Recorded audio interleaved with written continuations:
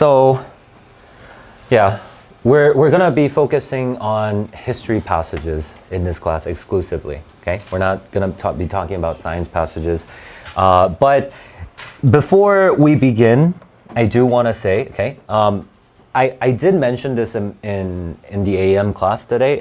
You want at least I would say 20 minutes left by the time you hit the history passage. Okay? So you want to finish everything else within 45 minutes. Okay? That's the goal.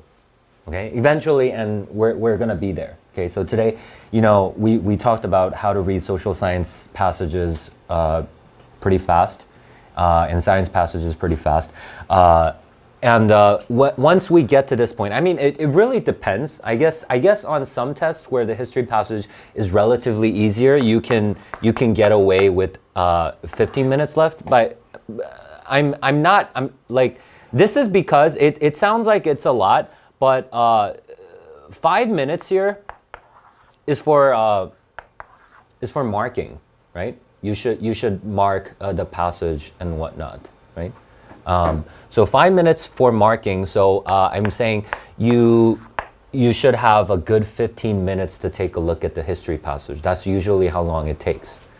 Okay, so that should be your goal. Outside of history, that's what I'm saying. Okay, so that's what you want to strive for. Okay, so all right. So let's start talking about this. Just a second.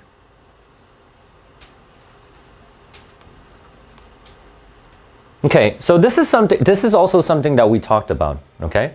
For this class, our objective is acquiring tools. It's not necessarily looking at each and every passage and analyzing what they're saying. We're using the passages as a tool to learn something. There is some set of skills that you should learn for the history passages, okay? So I don't want to do this. It's not just mindless practice, okay? So even if you think that a particular history passage is relatively easy, I don't want you to think that, I don't want you to dismiss that passage, okay? So there's something that you should get out of every passage, regardless of its difficulty.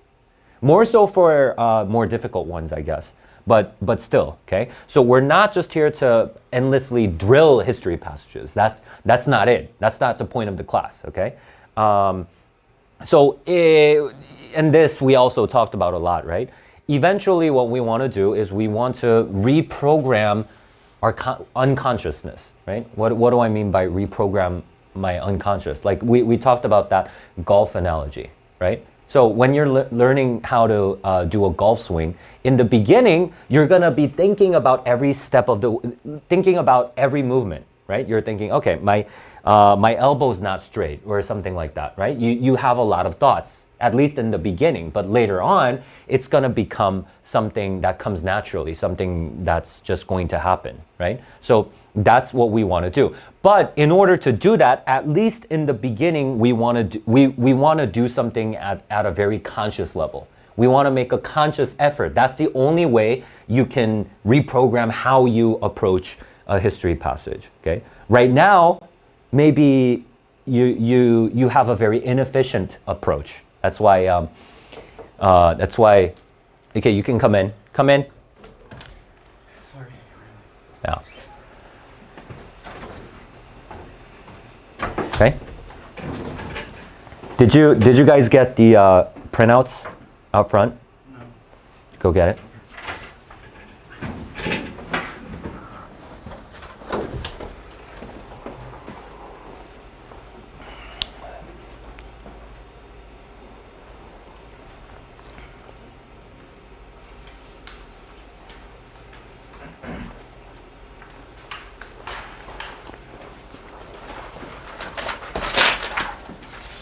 You mad? Sorry. Nobody wants to sit here?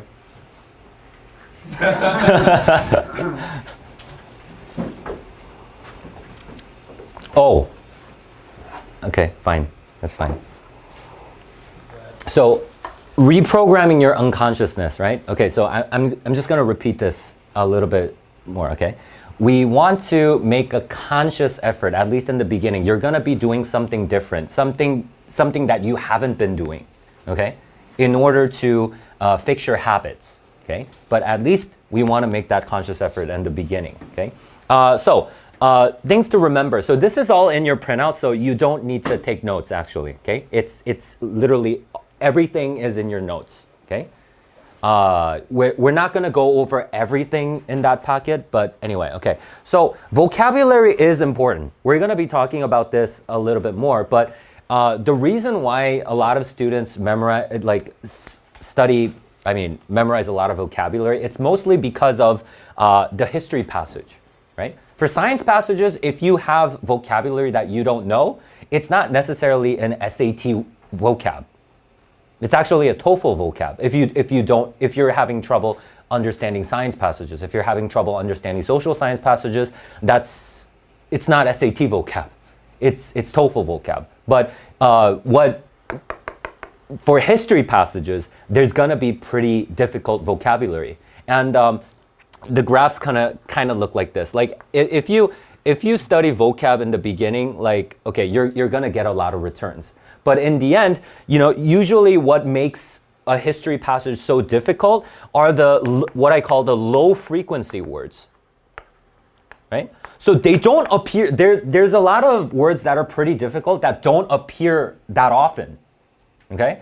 And so it's not gonna pay off later on. So that's why we don't focus so much on memorizing vocabulary.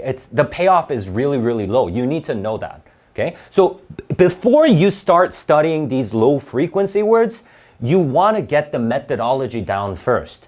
Okay? You want to actually make a conscious effort. Okay, I'm repeating myself now. Make a conscious effort to fix your habits when you're approaching a history passage, like your approach to history passages. Okay, so cultural and generational bias. Yeah, there is such a thing. Okay, so by generational bias, pretty obvious, right? There is a generational gap between you and Thomas Jefferson, right? Okay, so you might take things for granted. We talked about this in our AM class, right? Like if we're talking about federalism, for example, like this is just an example. If you don't know, it's fine. If we're talking about federalism, for example, you're just like, okay, why would people oppose the Constitution of the United States? There's seemingly no reason for that, because you take your freedom for granted, you take your rights for granted, but the anti-federalists, for them, it wasn't so, right? And I mean, we're gonna go over all that stuff. That was just an example. You don't need to necessarily know that. So know that your prior knowledge is going to actually affect how you do on the history passage. So you do need to study for this, okay? College Board, they say this thing doesn't exist. They say cultural and generational bias doesn't exist. They say this, but it's not true. It's just plainly not true. Like the only case that applies, the only cases in which that applies is if your reading's perfect. You can understand everything, then you don't need any prior knowledge. But it's something like this. We talked about this before, right? If we're talking about Lincoln, for example, if you didn't take United States history, it's easy to mistake him as an abolitionist. You can think, okay, so he's the guy who freed the slaves, so he's probably an abolitionist. So it's easy to make that assumption. But if you go into the passage with that assumption in mind, it can mess things up. If you're, like we talked about this, right? If you're sailing on a boat, and you have tailwind, right? Then it's just going to help you. But if you're going against the wind, that's not helping, right? So if the passage is going against your common knowledge, your cultural understanding, then you're gonna have a hard time understanding that. So you need to study this also. So in this class, we're also going to be talking about this, okay? And lastly, this, okay? So this is really, really important, okay? Grinding questions. You guys know what grinding means? What grinding question? What does that mean, Matthew? What does that mean?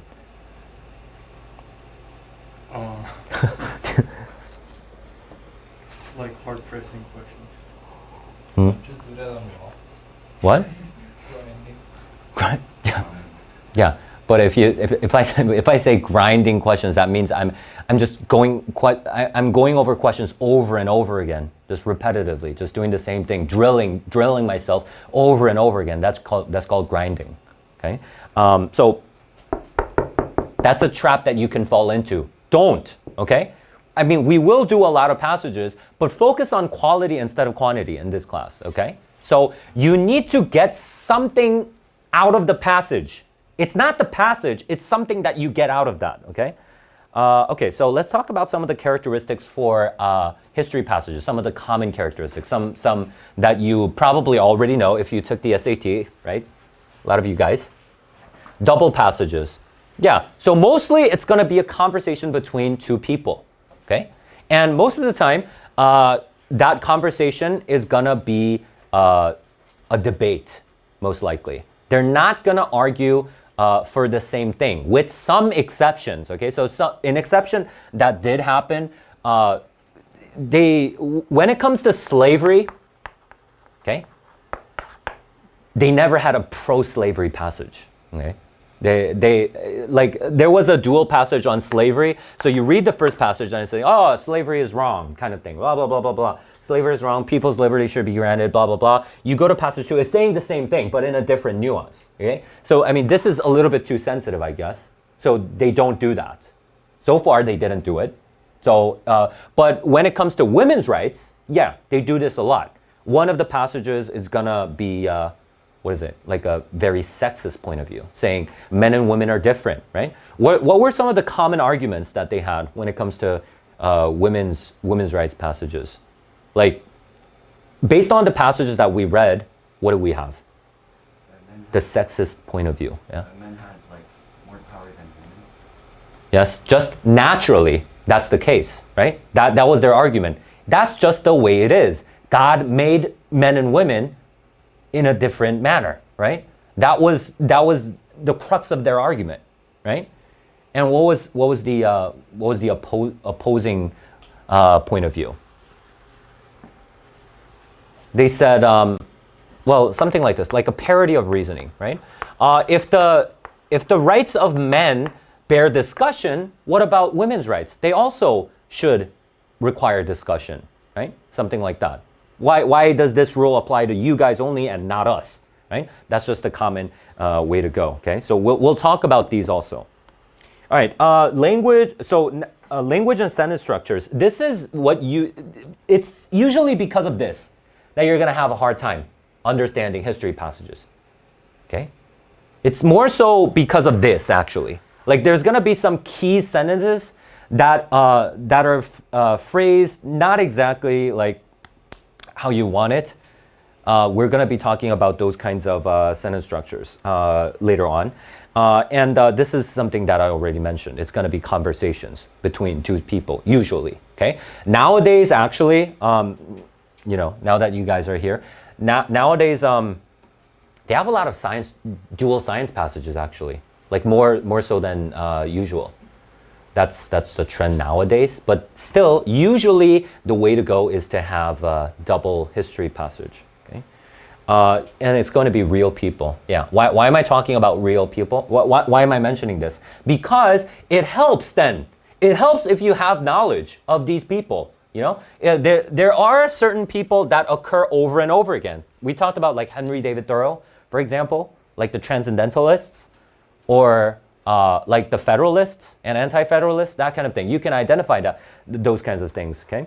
And American history. You do need to know about American history. So if you didn't take U.S. history, if your school doesn't offer U.S. history, you're at a disadvantage, okay? But I mean, if you didn't take U.S. history yet, if you're taking it, yeah, hopefully you'll learn something in American history. So, but that will be good. But in this class, we're also gonna talk about that. So don't worry. All right. So our course of action. What should we do? Like what's our step-by-step thing to do?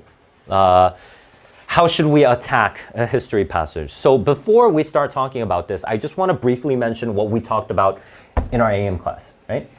What's the way to go? Like, how do we approach a history passage? How do we do it? Guo, how do we do it? Just to refresh everyone's memory. Okay, you remember? Oh, you forgot. Yeah. Number every point you find. Okay, number every point you find. Okay, that's pretty simple, right? I mean, it sounds like it's a really brute force method, but it's actually not. That's actually the best thing that you can do. What do I mean?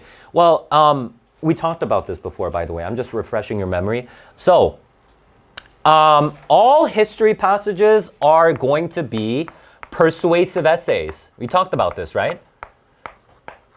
And you guys wrote a lot of persuasive essays in school, right? So how do you write a persuasive essay? You have a thesis statement, right? Your thesis statement is your essay itself, isn't it, right? Your essay is an expanded version of your thesis statement. Your thesis statement is the miniature version of your essay itself, right? So you're going to have that thesis statement, and in this, you're going to contain your main argument, right? The thesis statement. And then in order to support the thesis statement, you're going to have several or more points, right? These are the supporting points. Okay? So how do you format your essay? Like, you know, like when you're in school or back when you were in middle school, when you're writing a persuasive essay, how do you write it? You have an intro, and then you have 3 body paragraphs, and then you have a conclusion, right? I don't know why. I don't even know why that conclusion is there. You guys just repeat whatever you say in your intro, right? But anyway, like this is what it looks like then. So this is like your body 1. This is like your body 2. This is like your body 3, and then you elaborate on these points. That's how it's structured, right? Do you think the history passage is going to be written in this way? Is it written like this? Like do you see like an intro starting with like a very stupid hook saying like, oh, Steve Jobs once said, does it start like that? No. So how do we find the thesis statement in our history passage? I mean, it's got to be there. Since it's a persuasive essay, it's got to be there somewhere, right? The main point has got to be somewhere. How do you find that? Well, there's no way to find that, okay? I mean, it could, I mean, given that let's say you have like 30 sentences, it can be anywhere from the first sentence up till the last sentence, right? It could be anywhere. You don't know. You don't know the structure. There's no predetermined structure that you can follow, okay? So the only thing that you can do is account for every single point, right? Account for every single point. So how are we going to account for every single point? If you see the passage, we're just going to number every single point, right? You guys remember this? So the first sentence obviously is going to be the first point, inevitably, right? Inevitably, this is going to be the first point. But what about the second sentence? Now, when you're reading the second sentence, you have a choice done. You have a choice. If it moves on to a new point, you're going to number it. But if it stays on the first point, if it's just repeating what the first sentence said, do you need to number it? No, you don't. Okay? So you would just move on. And then you would just be looking for the next point. I don't know when this next point is going to occur. It could probably come like here even. Okay? So if you do this, how many points do you usually come across? Usually it's like 5 or 6 points only. In every history passage. They don't have anything more to say. It's usually this. Usually. If they have a lot, it's going to be like 8 or 9 sometimes. Okay? So you just want to find all these points. Okay? But, okay, before we go on, I just want to elaborate on this a little bit. Okay? So imagine you've read the first sentence. How should you read the second sentence? When you're reading the second sentence, you should think about the second sentence's relationship to the first sentence. Okay? We talked about this. And the potential relationships, we have 5. Right? Do you guys remember this? Matt, do you remember this? Okay, so I mean, the second sentence can be a detail elaborating on the first sentence, right? Can it just repeat Can it be like a repetition? Or can it like emphasize what's said in the first sentence? Yeah, it's also a possibility. What else? You guys remember this?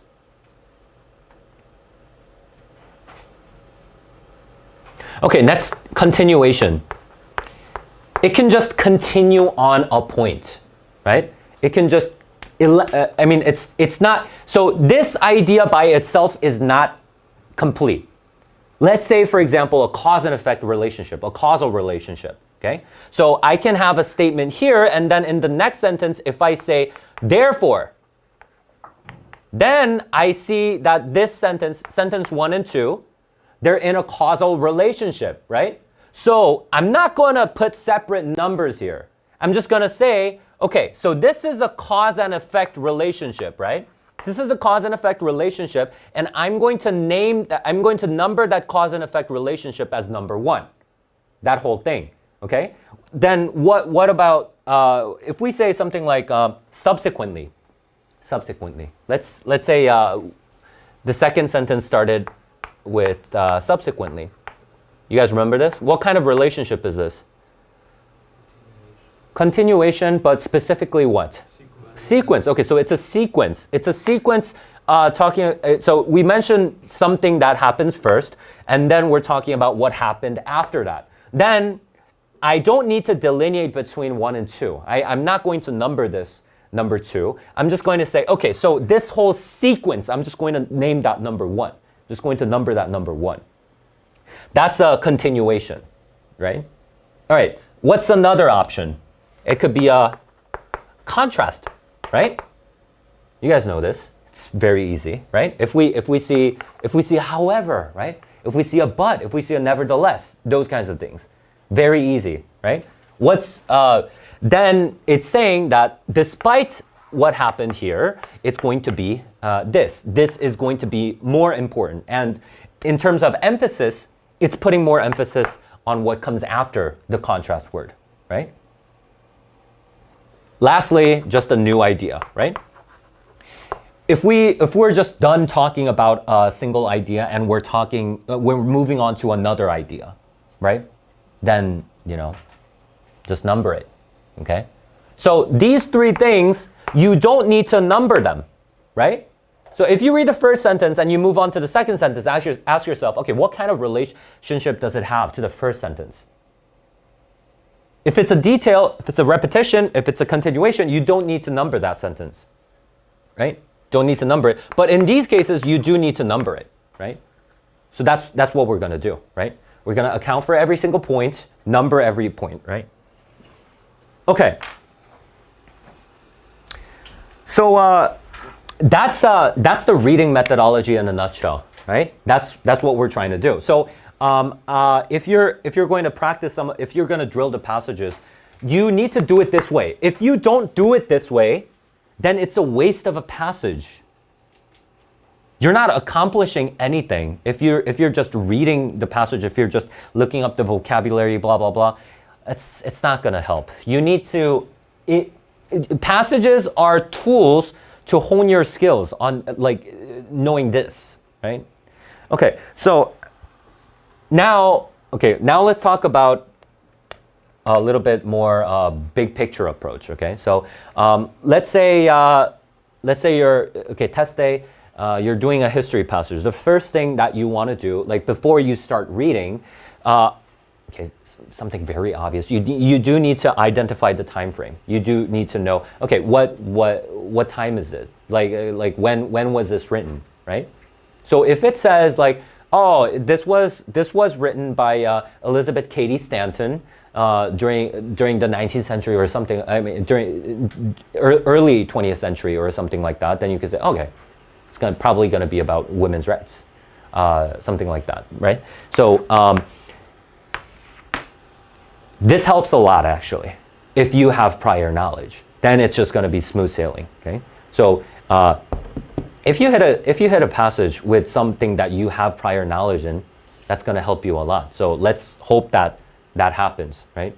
Okay, on your test day, and simplify the sentences. We'll talk about this a little bit more. Okay, so I want you to actually everything I say, it feels like I've been saying this to you guys a lot, but when you're reading a passage, you need to snap out of that sentence, okay? Don't have fun reading that sentence. We're not here to have fun, right? Don't have an immersive experience, right? Just tell yourself to snap out, tell yourself to step back, okay? Take one step back and just examine what you're doing. It's not so much looking at the passage, it's look at yourself looking at the passage, okay? What do I mean by that? Well, do a step-by-step thing, okay? If you can't understand a certain sentence, we have that step-by-step thing that we need to do, okay? I feel like you guys don't remember that, but we'll talk about that later, okay? But anyway, you want to do that, and also make notes if that helps, right? An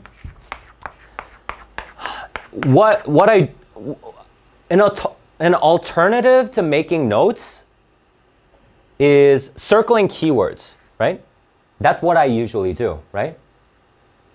You remember we've been doing this today also. I don't just circle the keywords just in history passages. I also do it in science passages and literature passages and stuff like that, right? Remember we said, oh, this is the first plot, and then I circled all the words that can relate to plot 1, right? Remember in the Naomi and the narrator, that passage, that kind of thing, right? So instead of, if you want to make notes, make sure that it's concise. Like you just mention certain nouns. Don't write like a full-on sentence or whatever, right? And identify the questions and then use process of elimination, okay? We're going to be talking about how to do the questions once we get to the questions, but that's what you should be doing, okay? A simple time management strategy. What's a simple time management strategy? I've been talking about this the whole time. Do the history passage last. Do it last, regardless, okay? Unless you're really consistently getting like everything right or one wrong on like all the history passages that we've been doing, right? If you've been consistently doing that and you feel like you're more comfortable with history passages than you are for science passages, then probably you can do it. I mean, we can talk about it and then do it, but usually for Korean students, usually for Asian students, history passages will be relatively more difficult than science passages because of the language. You're not so used to it, okay? When it comes to dual passages, okay? All right. Everybody always reads passage 1 first, okay? And College Board knows that. They know that. They know you read passage 1 first. So sometimes they make passage 1 pretty difficult for you to understand. And then like you kind of give up like midway, okay?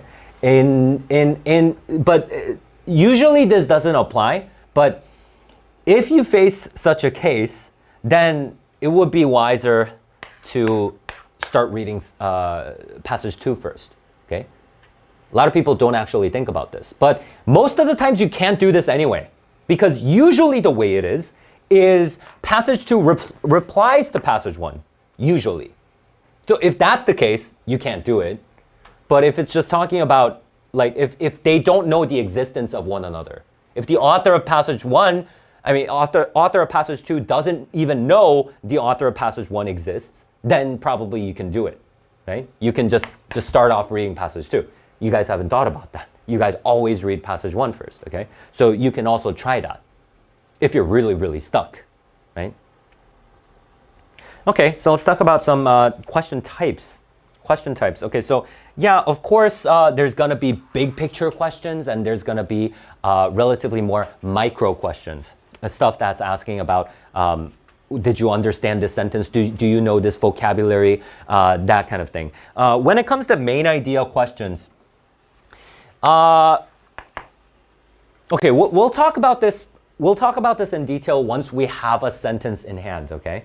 Okay, when we face a sentence, I'll talk a little bit more about how to do it, okay? So for now, but when it comes to shift questions, you guys remember us talking about shift questions, right? Remember shift questions? What do you need to do?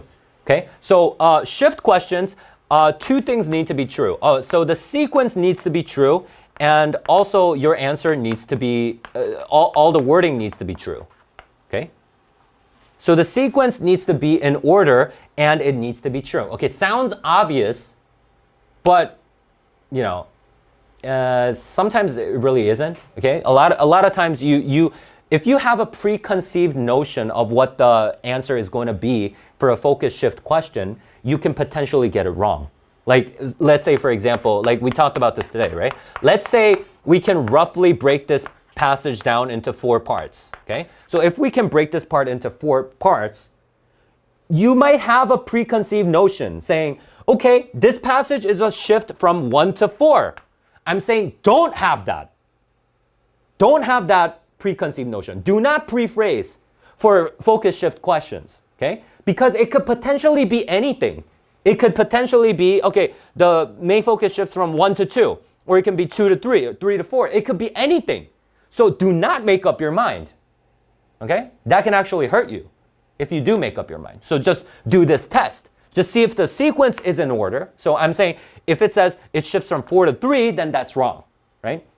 But 3 to 4, that's fine. 2 to 3, that's fine. 2 to 4, that's fine. 1 to 4, that's fine. Everything's fine as long as the sequence is in order and the wording is true, okay? So these 2 things are the only things that you should look for. So you should be in a rather open-minded state of mind, okay? All right, so rhetoric questions. These can be pretty difficult. We will talk about this. And how they agree questions. Okay, so there's a really easy way to solve how they agree questions when the two passages are clearly in disagreement. When the 2 passages are clearly in disagreement, they will ask you from time to time, how do the 2, like what do they agree on?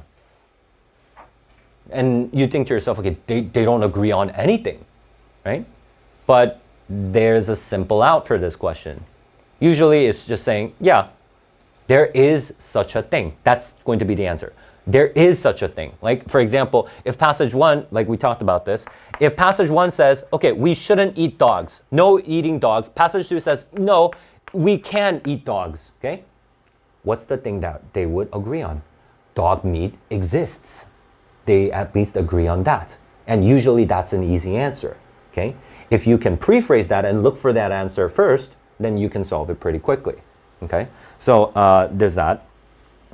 So now we're going to be talking about some of the narrow focus, more micro things that more micro questions, okay? So what do you need to do? Okay, so you need to focus on literal comprehension, right? What do I mean literal comprehension? It's something that we've been doing over and over again, right? Over and over again. Do you remember in that history passage that we read when they said, oh, you know, a lot of people who came to the United States, 2/3 of them had no country. Remember this, guys? When it says, oh, 2/3 of them had no country. Are you going to take this in literally? Are you going to think, okay, they're all gypsies. They don't have countries. No, they don't have nationalities. No, he means something else when he says they don't have a country. By they don't have a country, he means what? He means they had hardship. And he elaborates on that point using the next paragraph, right? So when there's a vague wording, okay? When there's a vague wording or something that you cannot understand, you should expect the passage to define it for you. It shouldn't be you thinking about the meaning, okay? And usually a lot of problem comes from overinterpretation, okay? Overinterpretation meaning overinterpretation. You think about it too much, okay? You make unwarranted logical leaps, okay? Logical leaps meaning, so let's say for example, okay, Stephen put the apple on the teacher's table, okay? So based on this, you can make some wrong inferences. Okay? Let's say, for example, can we say that Stephen is a student? No, you can't. But some people actually make that inference, okay? Why? Because they saw, okay, teacher, so Stephen must be student, the teacher's student, okay? Don't make that inference, okay? So take everything, okay, it's kind of different for most strongly suggest questions or most reasonably be inferred questions, but still, be careful. Tell yourself to be a literalist. You want to find textual evidence, direct textual evidence for almost all the questions, okay? Or at least you want to be close to that, okay? And yeah, this we will be talking about, of course, right? Okay, so I'm just going to go to language and sentence structure, okay? So, I mean, this is all in your package, so if you can follow me along, okay? So I did talk about this, right? So you should focus on memorizing the high frequency words first if you want to study vocabulary, right? In this class, I'm not going to be giving you any more vocabulary. Seems like everybody failed today's test. Not everybody, but a lot of people failed the cumulative test. Why did so many people do bad on the review test? I don't know if you're all here, but anyway, what about the low frequency vocabulary? So this you want to study last. You don't want to spend too much time on this, right? So there's going to be like really specific words that are going to be really difficult, but they have a really particular use. Don't get caught up too much on that, like saying like don't be dismayed because you see a vocabulary that you've never seen before, right? Most of the times they have textual evidence they have clues for you to figure it out.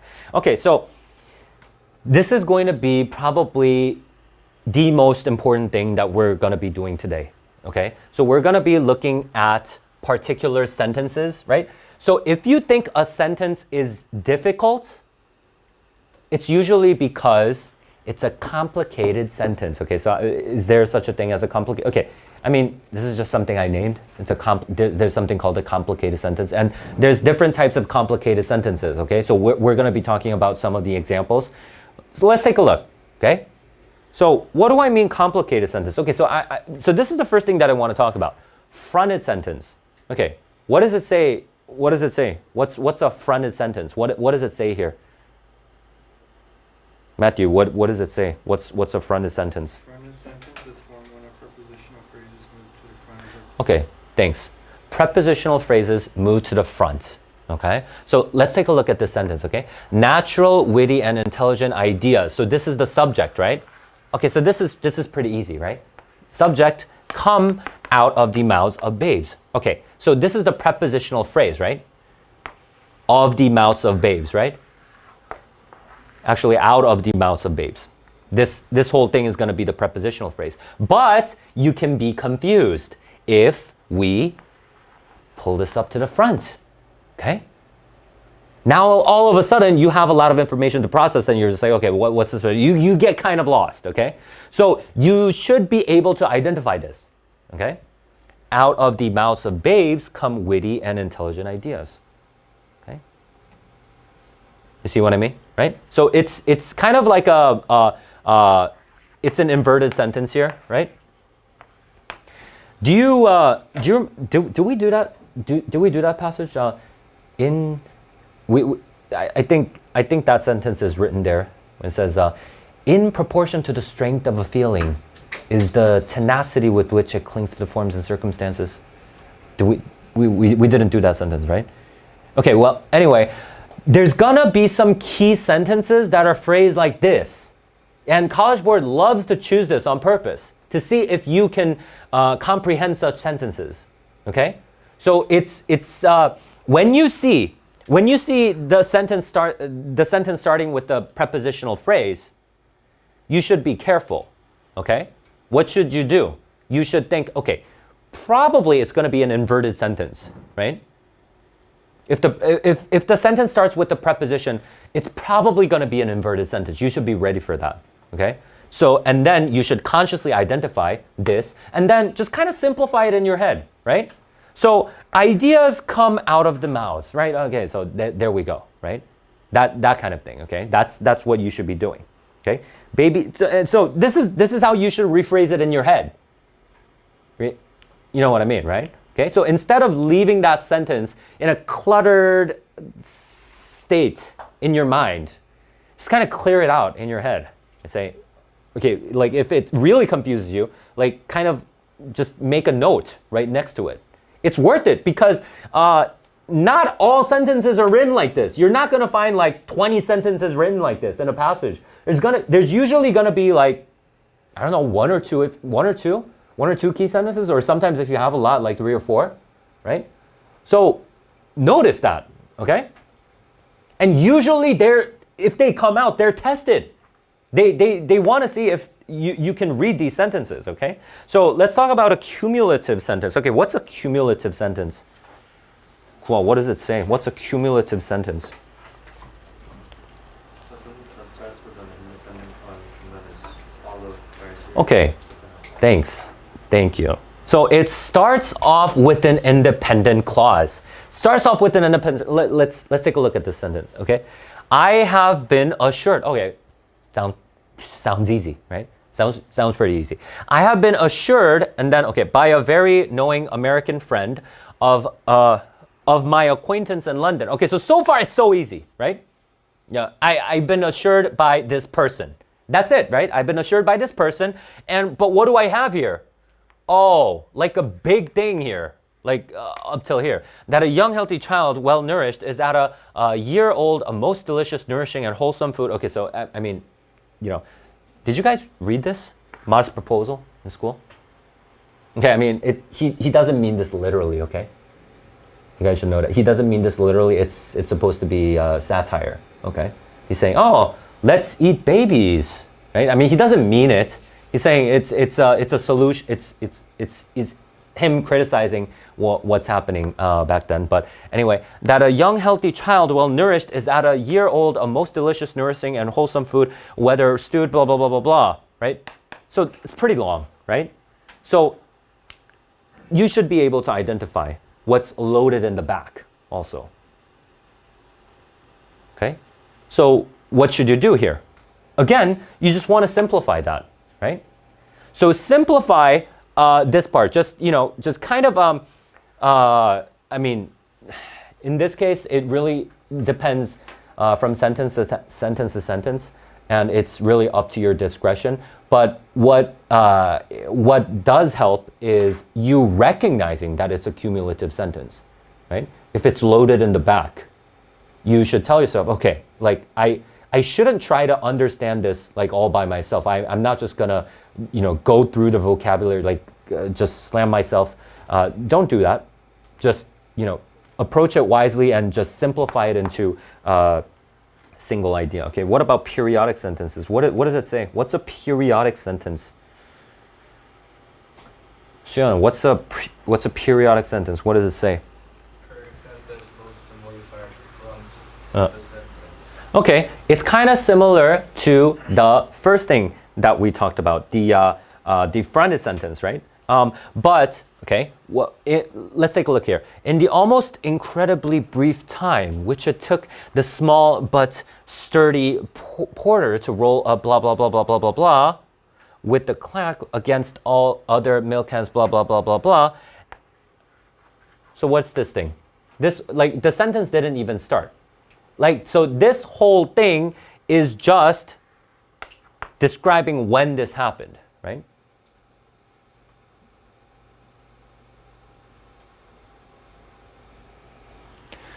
In the almost incredibly brief time, and then we have all this thing modifying that, right? So just be able to recognize that pattern, okay? But usually, okay, so more so than periodic, so periodic sentences I would say are less difficult than fronted sentence. So a fronted sentence usually gives students like the hardest time, okay? So if it starts with the preposition, like I said, think about, like if you can't understand a sentence, like if you understand it, fine. But if you don't, and it starts with the prepositional phrase, it's probably a fronted sentence, okay? Yeah. Okay, so a cleft sentence. So a cleft sentence is, okay, just take a look. What does it say? Cleft sentence. Check it out. What does it say? What's a cleft sentence? Cleft sentence creates a complex sentence. Of information. Okay. All right. Let's take a. What's a complex sentence? What's a complex sentence? An independent and dependent. Exactly. Okay. So if we have a subordinating conjunction, you guys remember that? What's a subordinating conjunction? Give me an example of a subordinating conjunction. You guys took that test, right? What's that? What's a subordinating conjunction? While. Yeah. While. 엎드려 However. 뻗쳐. However. How do you say that in English? 엎드려 뻗쳐? I don't know. You don't do it in the No. No, however is a conjunctive adverb. You remember that? Ah? Okay. So complex sentences are sentences with with an independent clause and a dependent clause. Okay. So something, if I say, I like you, although you're very ugly. I'll just say ugly. Okay. So this is a complex sentence. Okay. So I have a dependent clause and an independent clause, right? So, I mean, okay, so let's take a look. We were looking for the book, okay? But this one, okay, so it's this one's using a relative, like a relative clause to do this, but it makes things unnecessarily more complicated, right? We could have just said this in one clause, but what does it do? It is the book for which we are looking. Sounds a little bit pretentious, but there's a reason why they write like this. Why would you write this instead of this? Can somebody tell me why? Why would you prefer the second sentence to the first sentence?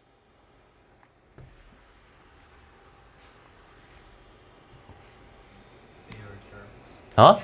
They're jerks. What? They're jerks? Seems more professional. Seems more professional. No. Actually, okay. Usually, okay, so the main clause is always going to be pretty important. You remember that, right? So it is the book. So this is what this sentence wants to emphasize, okay? We were looking for the book. It's I don't know. I don't know where the emphasis is. This one is saying this one's not as important, right? It's saying it's the book that I was looking for, right? It's not the pen that I was looking for. It was the book that I was looking for. It puts the emphasis here. You guys, this is such a game changer. If you can recognize the point of emphasis, that's a game changer. Because if you can recognize that, what's gonna follow after that has to do with this, like what's emphasized here, right? And that's organic reading, right? You finding the point of emphasis. Okay, so this is what this guy wants to emphasize. Oh, this one is less important. This one is more important. That kind of thing, right? All right, let's take a look at one more example. Actually, I think another example after this. I want to sleep 8 hours. That's a normal sentence, right? So let's change that into a cleft structure. All I want is to sleep 8 hours, right? So it's emphasizing this part, right? That's all I want, right? All I want is to sleep 8 hours. You see what I mean, right? So it's you see the difference now, right?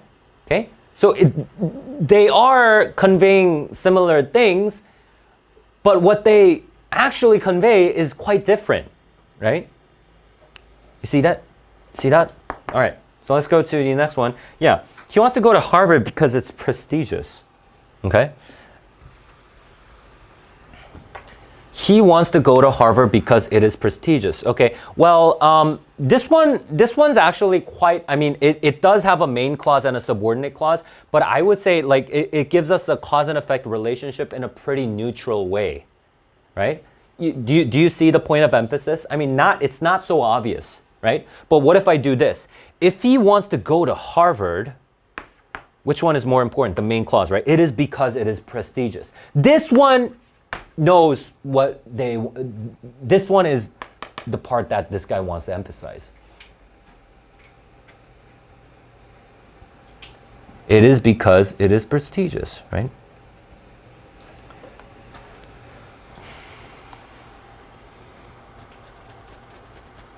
All right. So this one's pretty self-explanatory, and I don't think you guys have trouble with these kinds of sentences, okay? What I mean is dislocated ones, okay? So by dislocated ones, I mean, so instead of just saying my husband snores, you can say my husband, comma, he snores, okay? Right? So this one is just modifying this, but it's just, you know, like, it wants to emphasize this, right? It wants to emphasize the fact that I'm talking about this, right? He snores, my husband. Also, this one also puts the emphasis kind of here, right? Okay, I can't really explain this. There's a nuance to this, right? It's different. My husband snores. Like that's a pretty neutral sentence, pretty without any kind of flavor, right? Presented pretty blandly. Yeah. All right, so let's go to presumptive modifiers, okay? Presumptive modifiers. What does it say? Matthew, what does it say? Presumptive modifiers. Presumptive modifiers seem to be structured with sentence with a that clause. Okay, with the that clause. Okay. So let's take a look here. Few students truly understand the mechanics of the SAT test, right?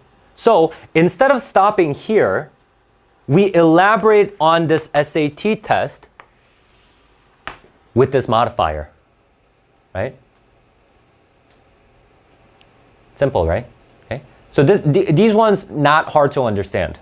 Okay. So it's just elaborating on this, right?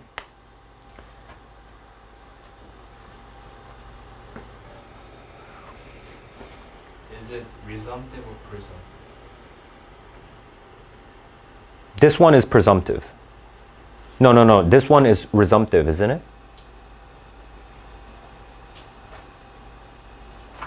No, it's presumptive. Sorry.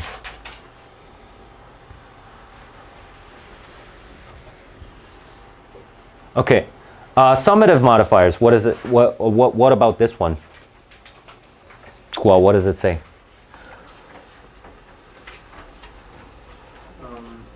They use a compression noun that sums up and rephrases the idea. What's a compressive noun?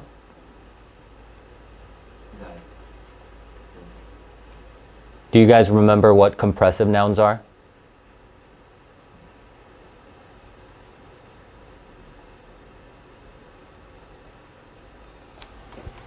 We did this, I mean, we do this all the time, right? There's no way you guys don't remember this, right? What's a compressive noun?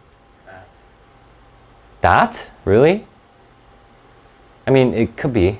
I mean, but usually, I mean, this would be more often, right? This, usually. This noun, right? Or these nouns, right? Students should study hard. This idea has been with me for a while, right? This idea refers to the idea that students should study hard. You guys remember that? Yeah. Yeah. So that kind of thing, okay? So you guys can read that over. So let's take a more nuanced look at emphasis. So take a look at this sentence, okay? While John was being strangled, the pot of chili bubbled on the stove. Okay, so yeah, I would say, you know, since this is the main clause, the point of emphasis is here, But is this really written in an ideal way? No, because it should be written this way, right? The main clause is always going to be the one that you want to focus and the one that's going to elaborate it upon in the next sentence, right? So recognizing emphasis.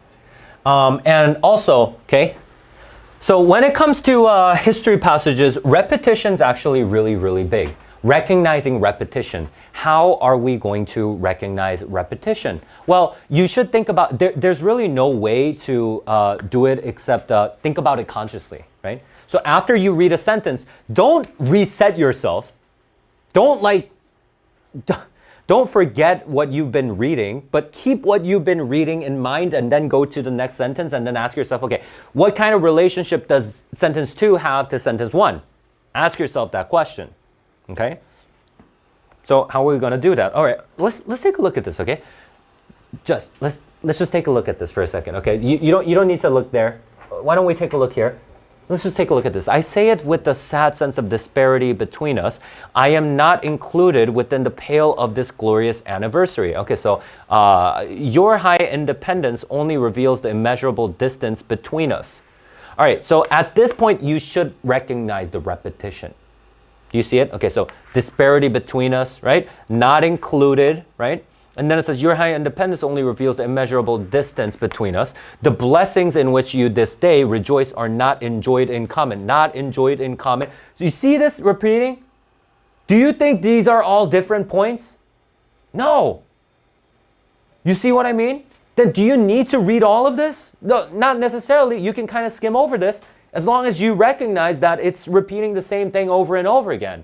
A lot of history passages are like that. That's why you only come down to 5 or 6 points. All right?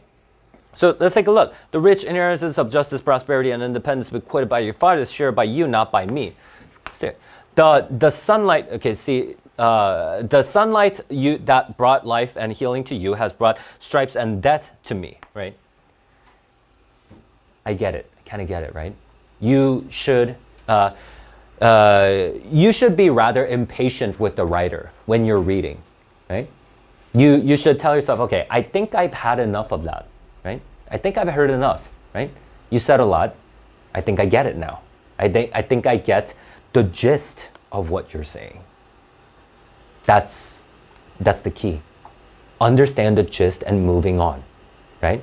If I have to just tell you one thing about history passages, it would be this. Understand the gist and move on, right? Be impatient with the writer. You should always ask, okay, right, go on. Okay, start talking. Like, you're just repeating the same things. If you're repeating the same things, no, I mean, you shouldn't really be occupied by that. You instead of trying to understand every single sentence, okay? All right, let's take a quick break. Let's take like a 6-minute break, and then we'll come back. You can use the bathroom if you want. Yeah.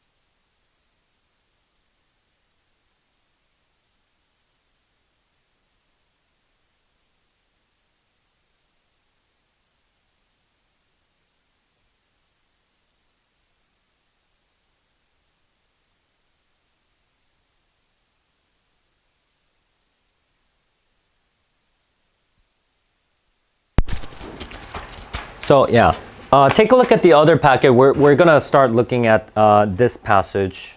This passage being this Lyndon B. Johnson, right? Okay, who's Lyndon B. Johnson, by the way? Yeah. Okay. The president. He was the vice president under John F. Kennedy, and then Yeah. he became president, and then he was the one who initiated the Vietnam War. Okay, good. What do you have to know about him? Okay, so when it comes to Lyndon B. Johnson, the usual thing that comes up is his Great Society movement, society project, right? So this is something that actually got started by John F. Kennedy. I mean, it was under a different name, under John F. Kennedy. I kind of forgot what it was right now. But Lyndon B. Johnson, this is what he wanted to go for, right? And this, how does he define great society? That's actually going to be in this passage, okay? So this is his Great Society speech, okay? So we'll take a look. What does he mean, great society? Like, so policy-wise, they wanted to make certain directional adjustments with regards to how they attack economic problems and that kind of thing, okay? So let's take a look. So what are we doing? What are we doing here? What are we doing? When we're reading, I want to number all the points, right? I want to number all the points. I just want to ask myself continually, is this a new point or is this just something that's been already mentioned, okay? So that's what you should be thinking about. I've come today from the turmoil of your capital. Wait, before we begin, it says it's for the graduation ceremony at University of Michigan, okay? Okay, so he's talking to students. Right? He's talking to students. It says, I come today from the turmoil of your capital to the tranquility of your campus to speak about your future of your country. All right, so should we count this as a point? I would say this paragraph sucks, right? It really doesn't have anything to say, right? What does it have to say? Like, okay, yeah, but I have that information from here, right? He's just speaking about, but I guess we have this though. Future of your country. Well, first of all, I know this pertains more to the essay section, but you shouldn't really. You should always be thinking about this. Why did he say your country instead of our country, or the United States? Why did he say your country? Maybe he wants to instill a sense of responsibility in the parts of the listeners, right? He wants to say, okay, it's not my country, it's your country that you need to do something about. Right? We can kind of guess that, right? The purpose of protecting the life, so I'm just going to say this is the first point. Purpose of protecting the life of our nation and preserving the liberty of our citizens is to, okay, so that the purpose, right? The purpose is the subject here, right? Protecting and preserving, both modifying the purpose, right? So the purpose is to pursue the happiness of our people. Purpose, happiness, easy, okay? So, okay, so this is something that I talked about before also. What's a very easy way to break down a sentence? You should identify the subject, verb, and object, right? Identify the subject, verb, and object, and you're good to go, right? But how do you identify the subject, verb, and object? There's really no way to do that. But you can figure out what's not the subject, verb, and object. So there are things that are not the subject or the verb or the object, right? You guys remember this?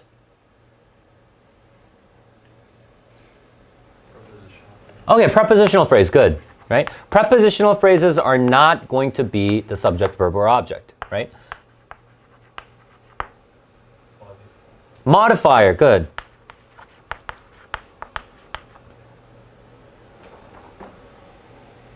Adjective.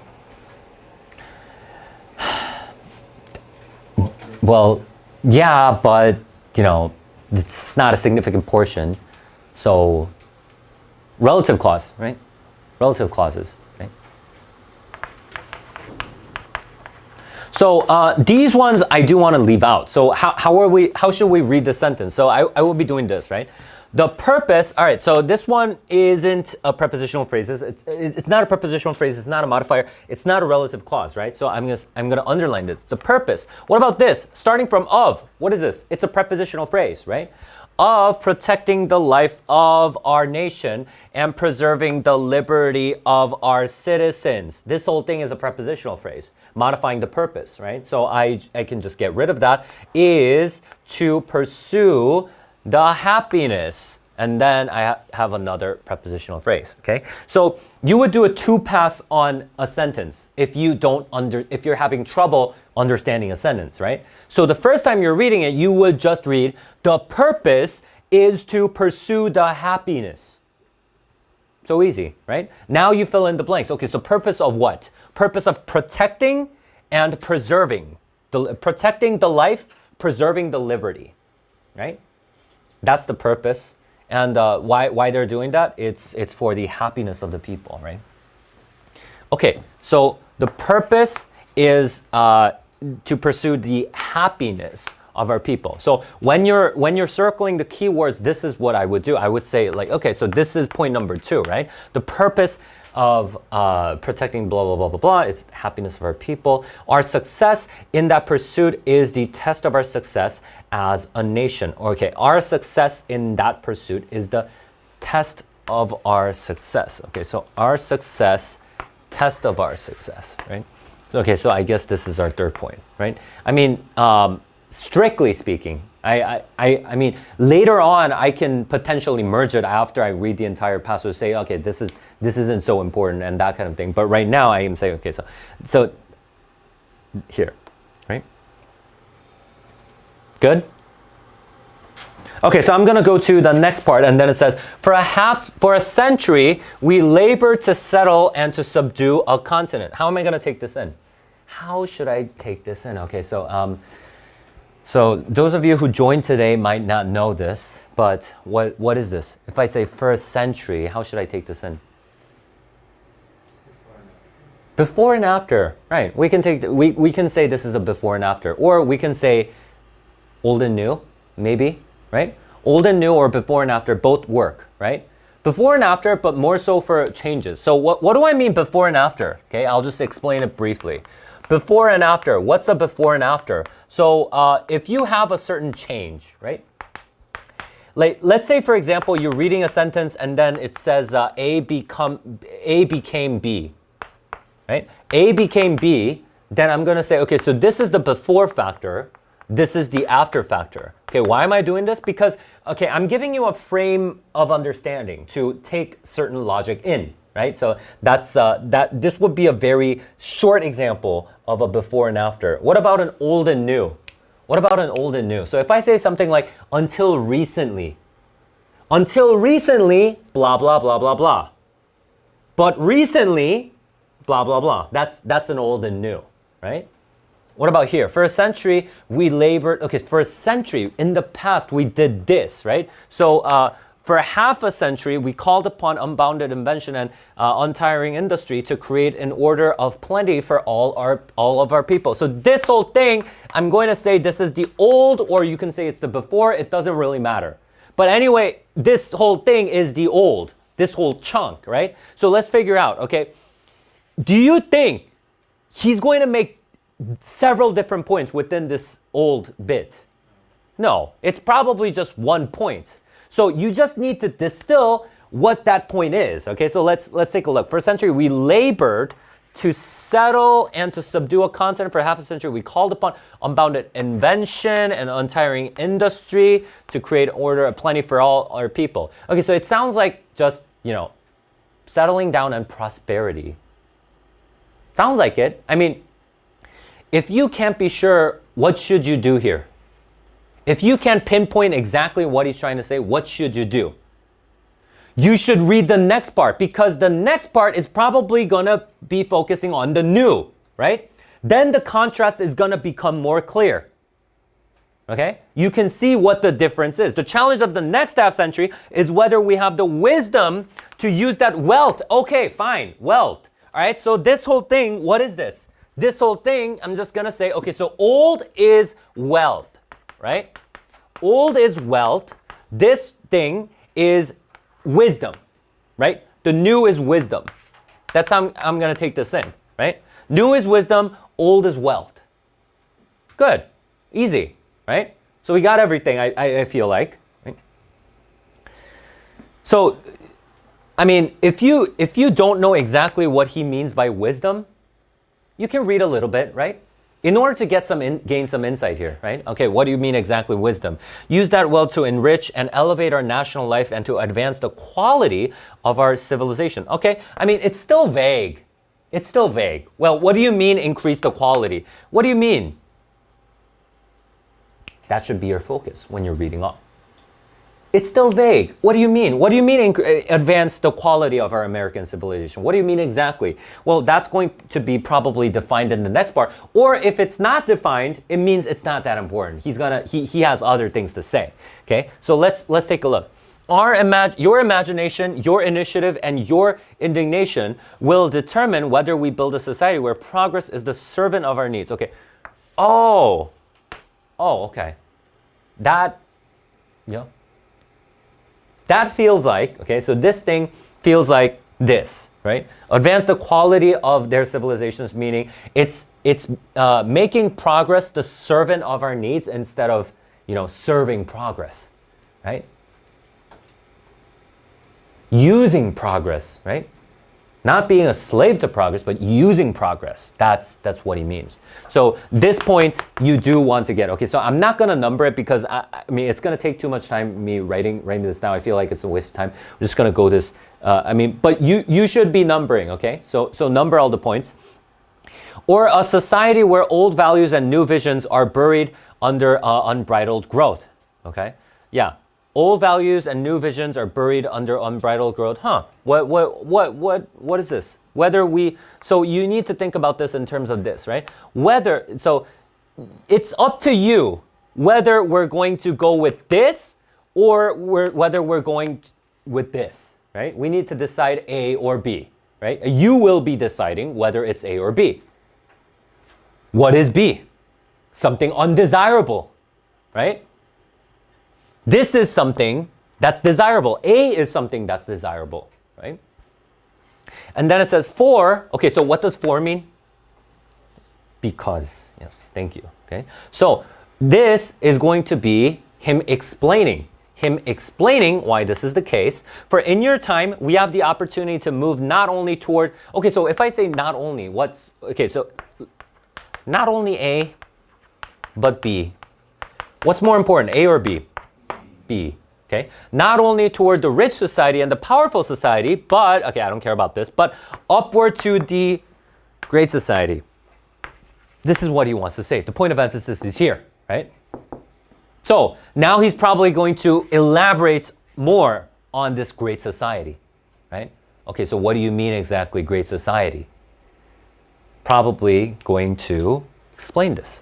He says, okay, do you want A or B? You are going to determine that, right? So basically what his point here is, it's up to you, right? It's up to you.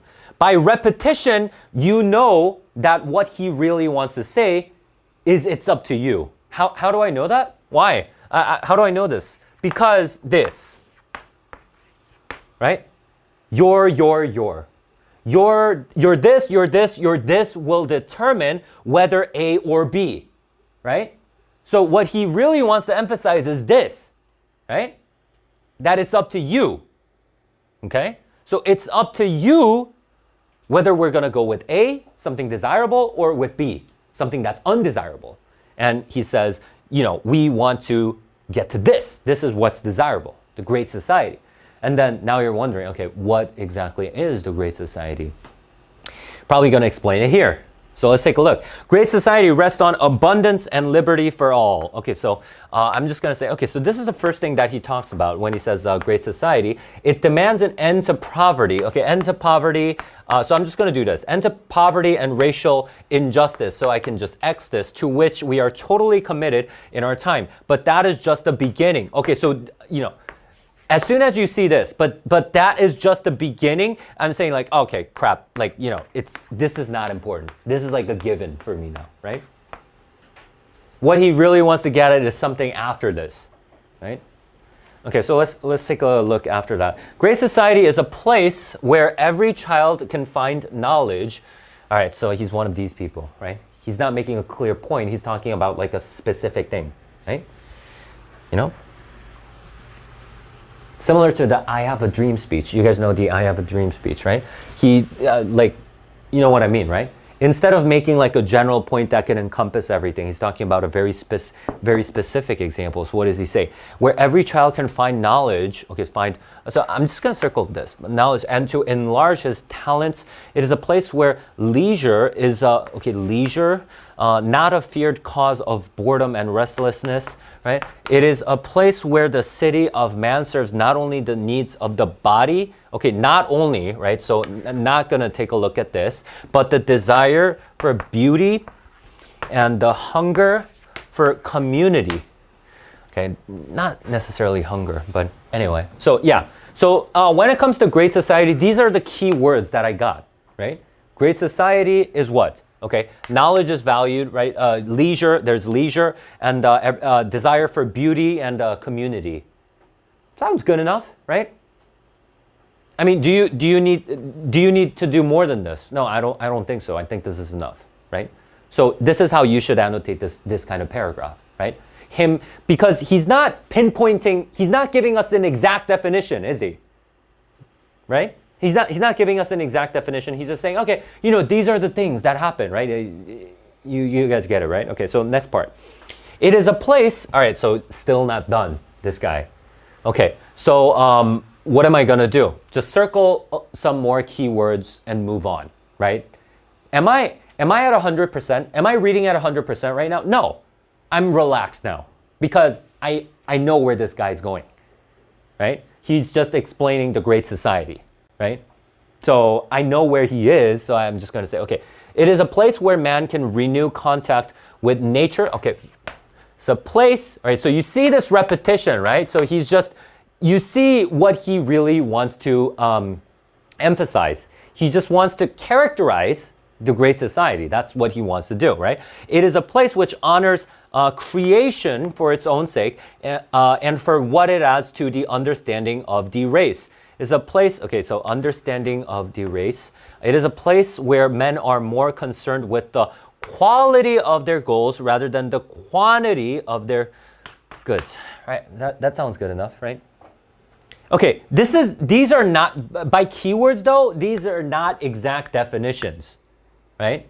These are all like particular instances, like glimpses of the great society, right? So you should have the great society here, and then you have a bunch of keywords here, right? Keywords here that can all, that all indicate, that point towards the great society, right? So that's what we have. And then it says, but most of all, okay. So now, maximum effort, again, right? Why?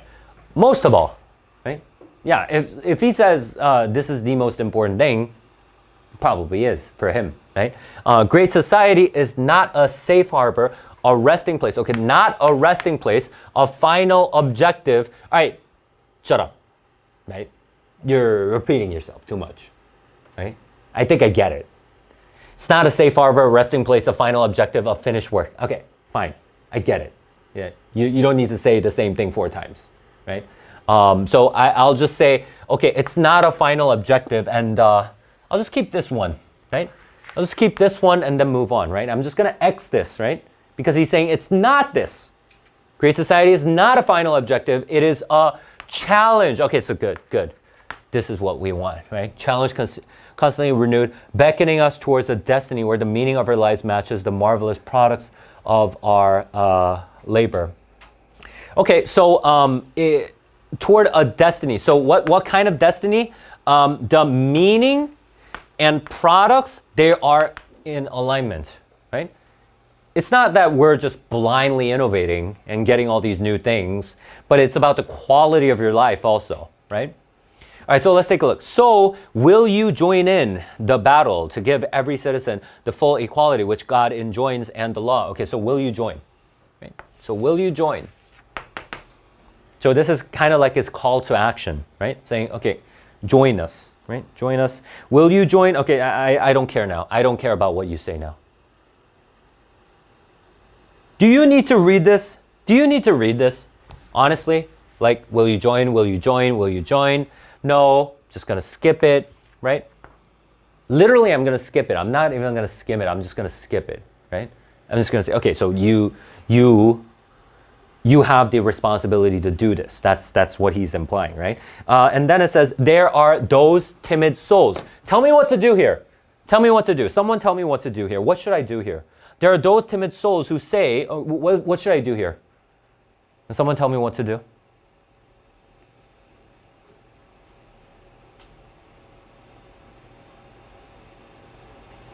Somewhere, if you get this, right?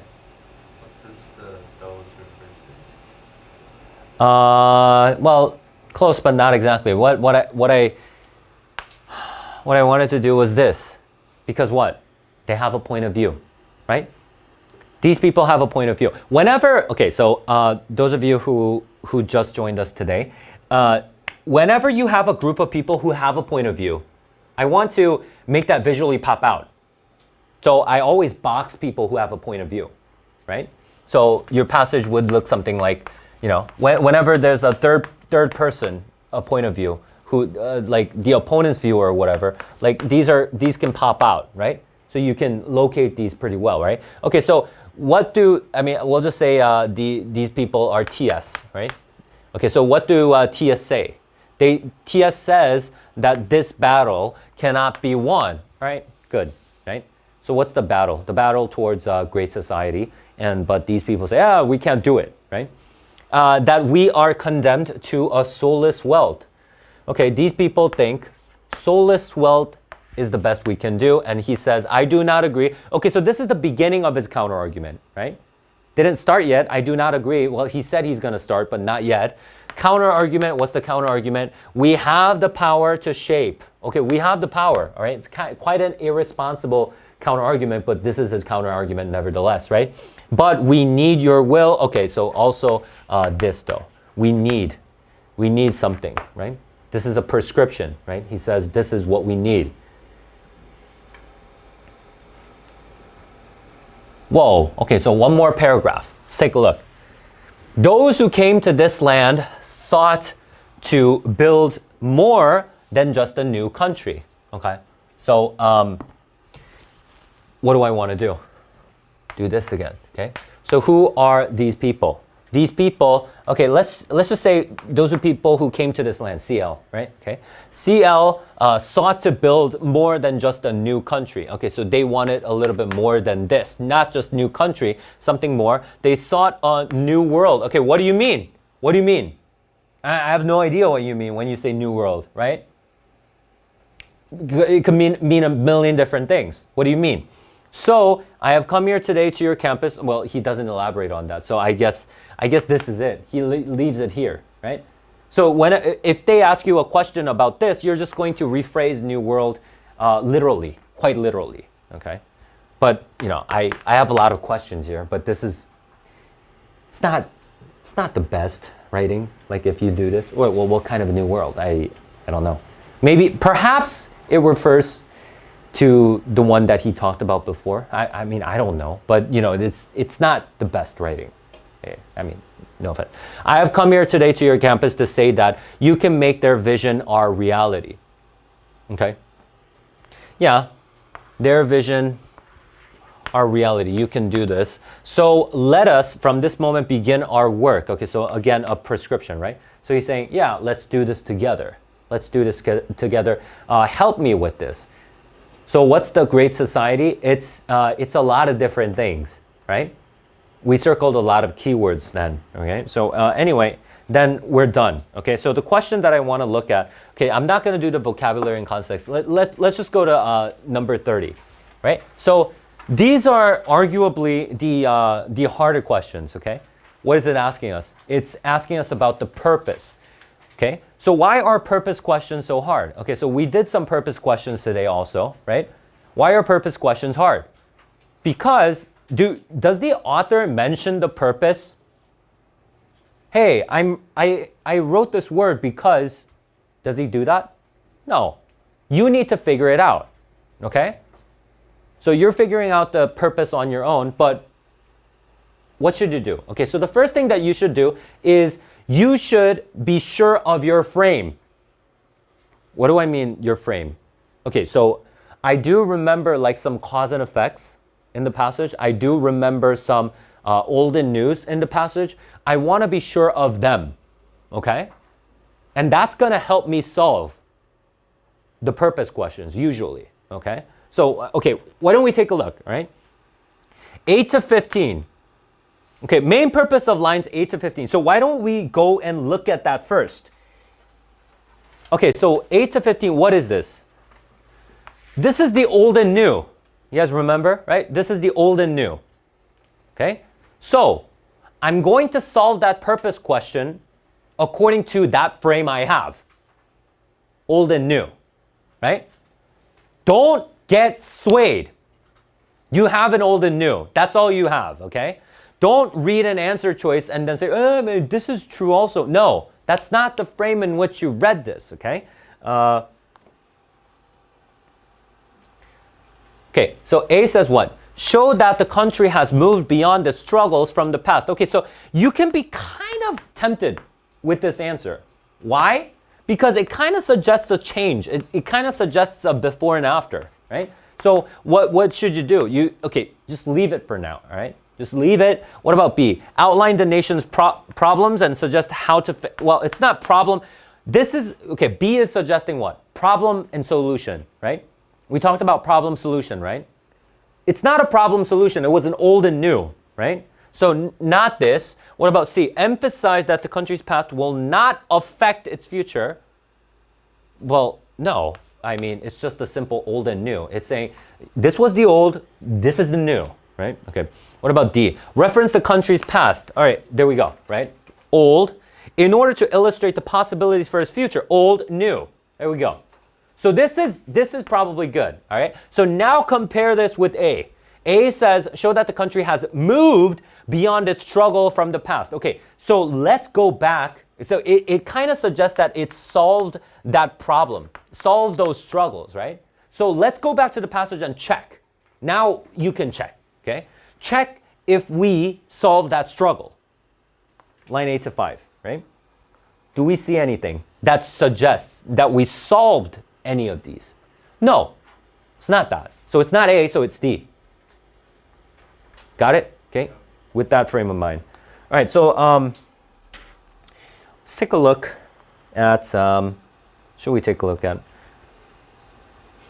Let's take a look at 31 for a second. Which choice best supports the idea that, all right, we did this a lot of times, right? You guys remember? Which choice best supports the idea? Which choice provides the best evidence for? And then we have a statement, okay? So what should we do? We're looking for the part that has exactly this wording, right?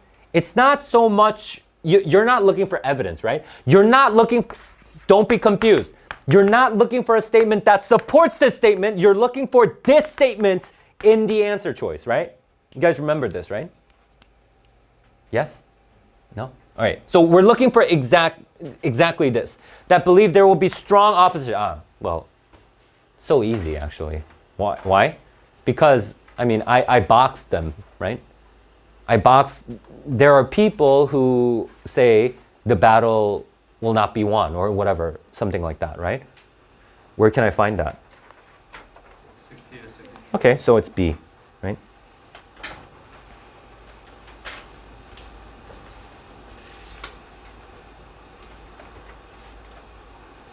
Okay, why don't you guys try 33 and 34 really quick? Okay, I'll give you like a minute.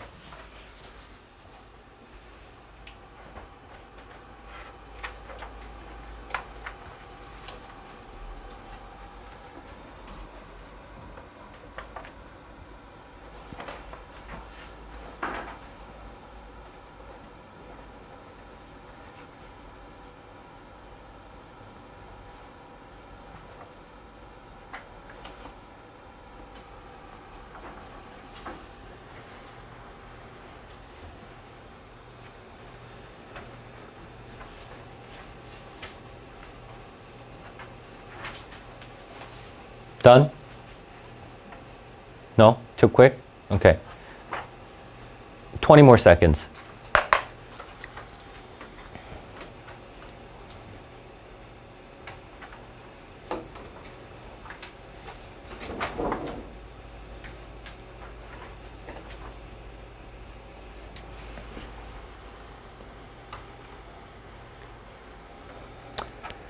Okay. Okay. It's fine. It's fine.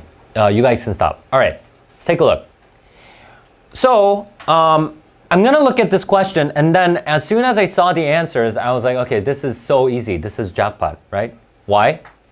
Why is this so easy? Huh? Because it has like a line reference. Well, yeah, that too, but comparisons, right? Comparisons, okay? So those of you who joined today, okay, you know, you guys didn't take the core curriculum, so, well, what do I mean comparison? When I say comparison, it's comparing two or more things, right? Because I see these trigger words here, right? So it's comparing one thing to another, right? So what does that mean? In our line reference question, there needs to be also a comparison, right? So I need to go to an answer choice that contains a comparison. If it doesn't contain a comparison, it can't be the answer. You see what I mean? Right? So, right? So what is this asking about? Responsibility to be, okay, so that's a little bit vague, but I want to go back to the answer choices and just look for ones with comparisons. So let's go to 20 to 23. I'm gonna look for comparisons specifically. 20 to 23. In your time, we have the opportunity to move. Oh yeah, we don't, do we have any trigger words? Do we have ER then? Do we have similar to? Do we have, what is that? More, less, any of that? No, gone. Right? So A is not the answer. Wait, what's okay, so 30 to 32, right? Yeah. Okay, let's take a look at 30 to 32. It is a place where leisure, okay, well, no comparisons, also gone, right? What about C, 56, right? 56, will you join the battle, blah, blah, blah, blah, blah, which will be, here we go. All right, so,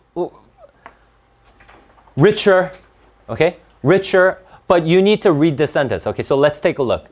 Prove that our material progress is only the foundation. Oh, okay. So you have material progress, right? Material progress on which we wish to build a richer life of mind and spirit. Oh, okay, there we go.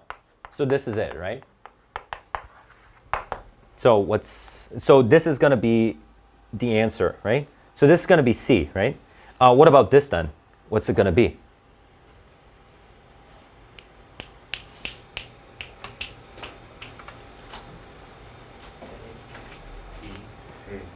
D. Why more productive? These two things are in a contrast relationship. Okay, so take a look again, right? 56 to 59. It says richer life of mind and spirit, right?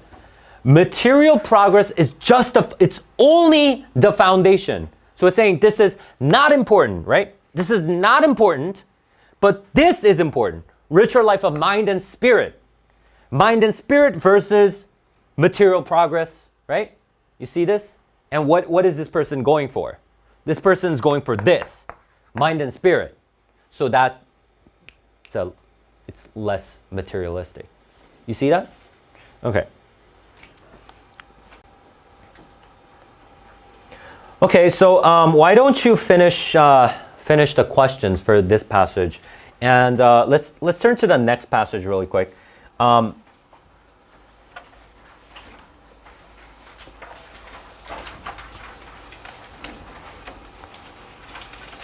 Okay, is the next passage this one? Is it this? Yeah. Okay. So let's take a look here.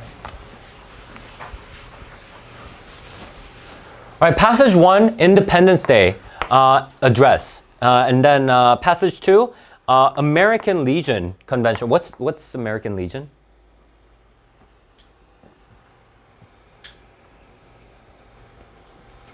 Okay, so it's like an organization for taking care of veterans and stuff, right? War veterans and whatever, right? All right, so let's take a look. In continental Europe, all right. So what do I want to do? I just want to do this. I'm going to treat this like a person, right? In continental Europe of late years, the words patriotism and patriot have been used in a more enlarged sense. Oh, okay. So these words in a large sense. Then it is usually here to attribute. Okay, so it's a comparison, right? More enlarged in continental Europe, right? So I don't know where here is. It's probably America, right? It was America. I know that. Well, so so here versus what? Here versus continental Europe, right? So what does the word here, patriotism, it has a rather narrow meaning, but they have a more enlarged sense of the word in continental Europe. That's what it's saying, right? So this is a comparison. Okay. Or then is attached to them in Great Britain. Okay, so also Great Britain, right? They have a small meaning.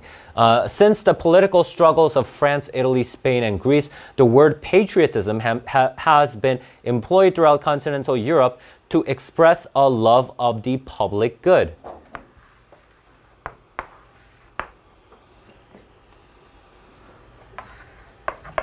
Can I do this? Yeah, right? So the idea that I have so far, I want to say this is our first idea. Like in continental Europe, right?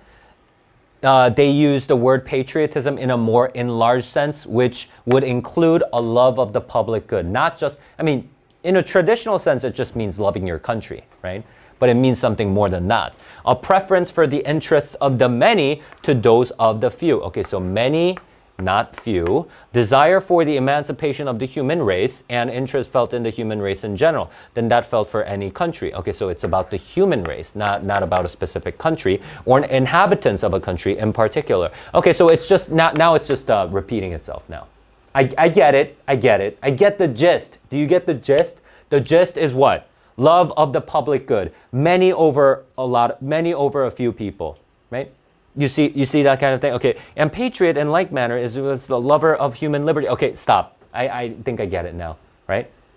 I think I get what you're saying. Okay, so this point, I would say this entire paragraph is that point, right?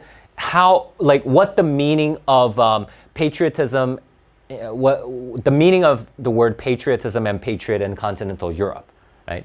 Love of the public good. I can just say that. Simple as that. Everything else is elaborating on that. And I kind of get it, right? It's easy. What about the next part? Used in this sense, patriotism is a virtue. Okay. A patriot, a virtuous man. All right, so what is... So the author is basically saying, okay, so this is good, right? This is good. With such an interpretation, a patriot is a useful member. All right, so I see all these positive connotations associated with this, right?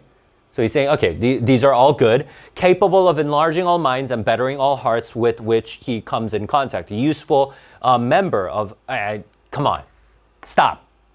Think I get it now. Honestly, stop repeating yourself, right? 할아버지, stop repeating yourself. Too much, right? Okay, capable of establishing fundamental principles and emerging his own interests, those of his associates, and those of his nation in the interest of the human race. Yeah. Come on, honestly, I get it.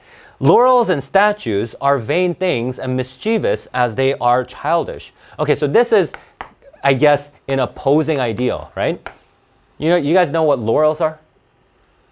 Okay, if you don't, well, get rid of it then. What are statues? You guys know what statues are, right? Okay, so statues of what? Statues of, let's say, what kind of statues do we have? 이순신 and like 세종대왕, right? You have statues of them if you go to Gwanghwamun, right? What was that for? Like the traditional patriotism, right? So he's using that, right? Traditional patriotism, that's what it's symbolizing here, right? Are vain things, right? All right, so these are the good things, right? The enlarged sense, so let's say EP. Patriotism in the enlarged sense is a good thing, right? But patriotism in the narrow sense, not good, right? Okay, not X. They're not good, right? And mischievous as they are childish. But could we imagine them of use on such a patriot alone? Could they be with any reason bestowed? But could we imagine them of use on... All right, what does this sentence mean? Could we imagine them of use on such a patriot alone? Could they be with any reason? I think this is our first difficult sentence. What should we do? Huh? Just skip it. Just skip it right away. You just give up. Skip it. I mean, yeah, that's an option if you want.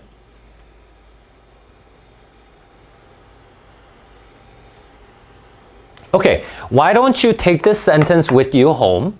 Okay? Take the sentence with you home and actually think about it, right? Think about I'm not just saying try to understand the sentence, okay? So this is the difference in approach. If you don't understand the passage and you're trying to understand that passage, that's not going to help you. What do you need to know? What you need to know is, why did I fail to understand the sentence? That's how you should approach it, right? Wait, how did I not understand? Why? What's the reason? Why did I not understand the sentence? You need to ask yourself that question. You should, you see the difference? Okay? I'm saying don't try to understand that sentence. Ask yourself why you didn't understand that. Okay? So think about the sentence. Okay? But for now, what are we going to do? Okay, so let's say this is test time. What are we going to do? Just skip it, right? Yeah, okay, fine. I think I get it though, right? He's talking of, it's a contrast between these two things, right? EP versus traditional TP, traditional patriotism, right? Traditional patriotism used in a more narrow sense, right? This is bad, right? Okay, let's take a look.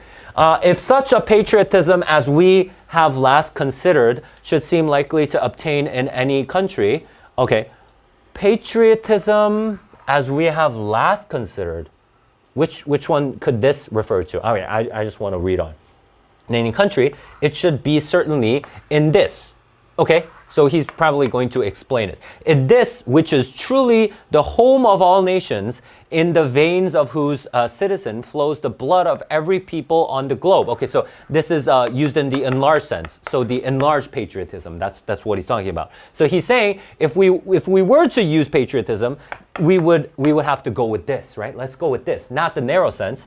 Patriotism in the exclusive meaning is surely not made for America. Oh, okay. So this is traditional patriotism, the narrow one that we talked about. He's saying, no, in America, this doesn't have any place, right? Mischievous everywhere it were here, both mischievous and absurd. The very origin of the people is opposed to it, right? So yeah, she's just expanding on this, right?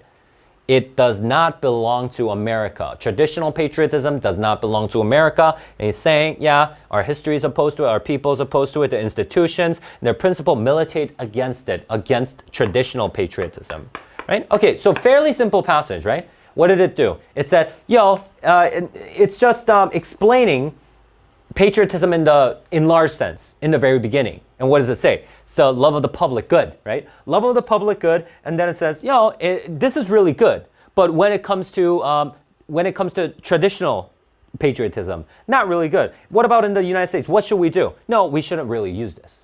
This doesn't have any place in the United States. So probably just those 3 points, right? Okay. Let's go to the next passage then.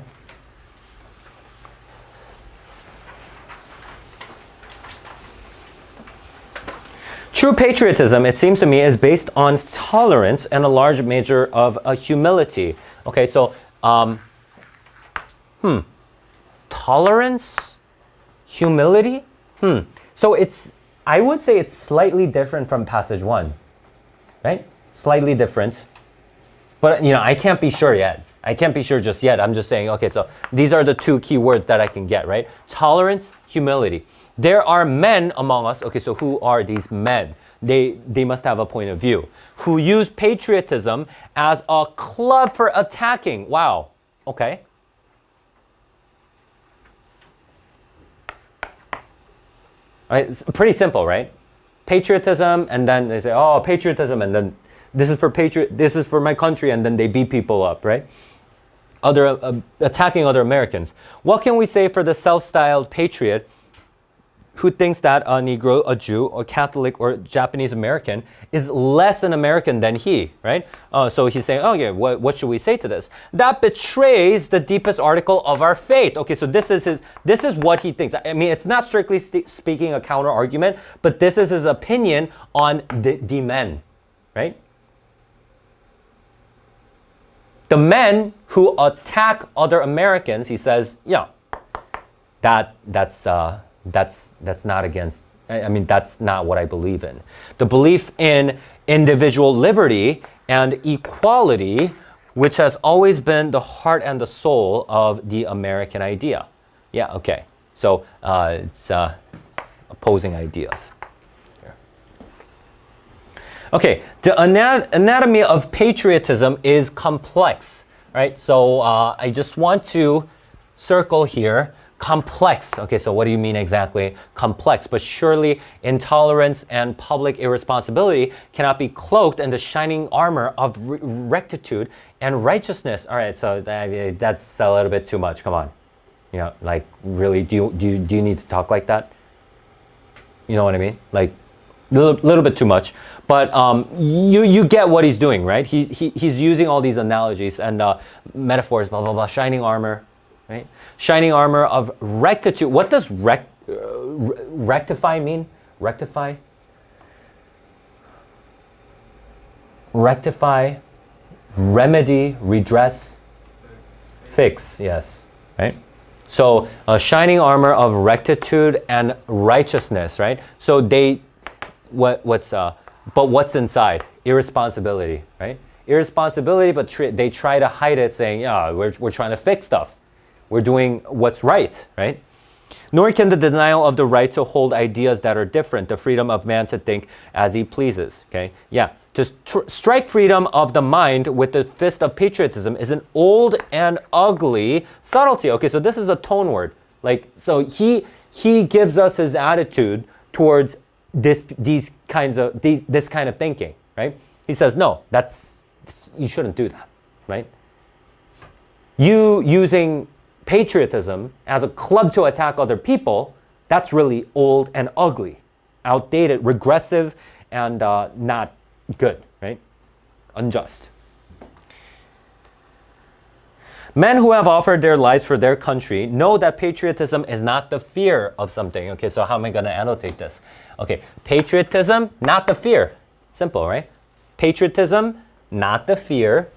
It's the love of something. Patriotism with us is not the hatred of Russia. It is the love of this republic and of the ideal of liberty of man and mind in which it was born and to which this republic is dedicated, right? Okay, so it's not hating this, right? It gives us an example, right? But this is exactly what it talked about in the sentence previous to this. It is the love of this republic, okay? Love of this, right? With this patriotism in its large and wholesome meaning, America can master its power and turn it to the noble cause of peace. Okay, so yeah, with this patriotism, we can move towards this, right?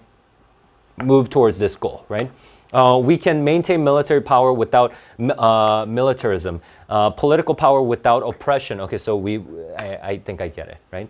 So we don't need to use all that violence and whatnot, right? Okay, so that's good. Okay, so why don't you try solving these questions also, okay? So, I mean, if you, I know a lot of you don't have enough time. I mean, you're gonna be here in the morning also. So, I won't say anything if you don't do your history homework, but do your other homework, okay? Okay, so for homework, do that also. And also, if you, what's the next passage after that? Wealth? Yeah, well. What's the passage after that? After wealth? Okay, that one. Okay, so after that passage, there's a passage called Wealth, and then after that, it's Common Sense by Thomas Paine. Okay, so if you can take a look at both of those passages, that would be good. Okay, if you can't, fine. Just want to take Huh? a look or solve the question. Yeah, just solve the questions. Take a look means solve the questions.